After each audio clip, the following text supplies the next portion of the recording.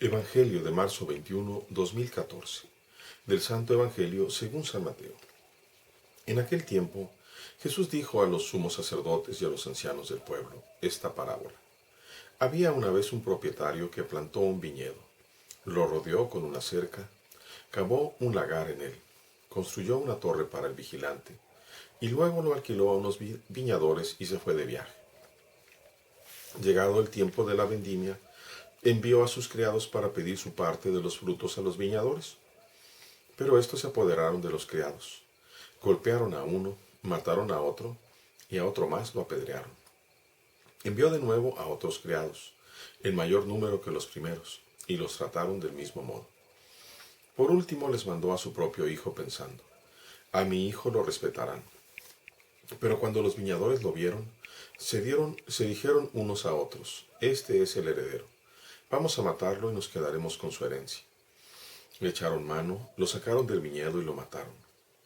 Ahora díganme, cuando vuelva el dueño del viñedo, ¿qué hará con esos viñadores?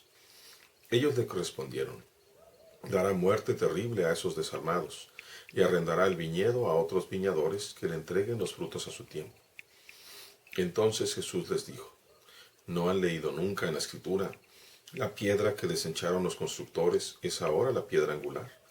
Esta es obra del Señor y es un prodigio admirable. Pues por esta razón les digo que les será quitado a ustedes el reino de Dios y se les dará a un pueblo que produzca sus frutos. Al oír estas palabras, los sumos sacerdotes y los fariseos comprendieron que Jesús las decía por ellos y quisieron aprenderlo, pero tuvieron miedo a la multitud, pues era tenido por un profeta. Palabra del Señor. Gloria a ti, Señor Jesús. La parábola de los viñadores asesinos, que encontramos solamente en San Mateo, hace referencia de modo directo a lo que sucedió con Jesús en la realidad. Jesús explica justamente a los sacerdotes y a los ancianos lo que ellos están haciendo. El dueño que ha plantado el viñedo es Dios. Y después de de plantar el viñedo, de rodearlo con cerca, de poner el lagar adecuado para producir vino, la torre para el vigilante, se lo ha arrendado al pueblo elegido, es decir, a los judíos, particularmente representados en los sumos sacerdotes y los ancianos, que debían de haber producido los frutos adecuados espirituales. Y no solamente espirituales, los frutos de Dios son en la vida diaria, común y corriente, cada día. Recordando el mandamiento, amarás a tu Dios con toda tu conciencia, con toda tu vida y con todas tus fuerzas. Quiere decir que cada cosa que hagas o dejes de hacer durante el día en tu vida y durante la noche, todas deberán ser alabanza y para gloria de Dios. Luego vemos cómo Dios les pide que no abandonen el convenio que habían hecho y cómo estos viñadores asesinos van matando y deshaciéndose de aquellos enviados. Y finalmente cómo, llenos de envidia, planean matar al hijo del dueño, para quedarse inclusive con la herencia. Cuando Jesús les pregunta a los sacerdotes y a los ancianos qué hará el dueño, ellos responden que les haría muerte terrible y que arrendaría el viñedo a otros.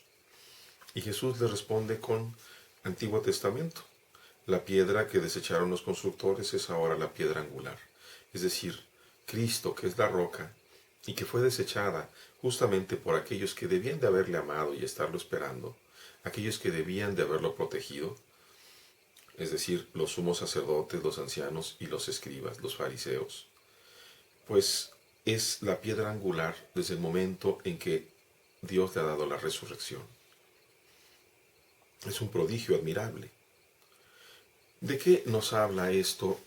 No solamente de algo histórico, sino de algo real que sucede y tiene potencial de seguir sucediendo cada día.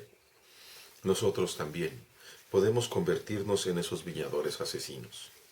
De hecho, cada vez que hacemos un pecado grave, pues nos convertimos en asesinos porque aniquilamos la presencia de Dios, por así decirlo, en nuestro propio ser, en nuestro propio cuerpo, dándole preferencia, ya sea a las concupiscencias, de cualquier manera al pecado que nos mueve.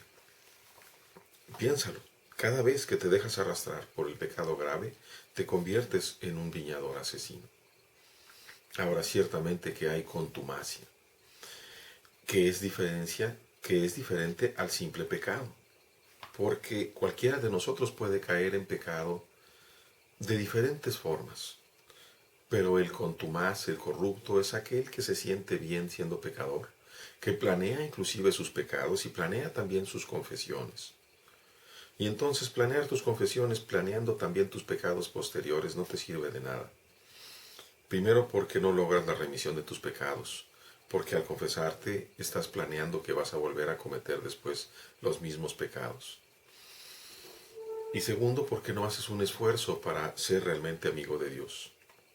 Hoy te invito a que vuelvas a hacer tu examen de conciencia, a que te presentes al sacerdote, es decir, a Dios en la presencia del ministro ordenado, y le pidas la reconciliación con un espíritu humilde para que Dios te transforme desde dentro, para que te conviertas en un verdadero hijo de Dios. Nosotros estamos justamente llamados a dar los frutos verdaderos para Dios. Frutos de fe, de esperanza, pero sobre todo de amor, de caridad. Una vida donde se transparente la presencia de Cristo en cada momento de nuestra vida. Que esta cuaresma que vamos recorriendo nos prepare para llegar con un corazón purificado a la presencia de Dios. Dios les bendiga.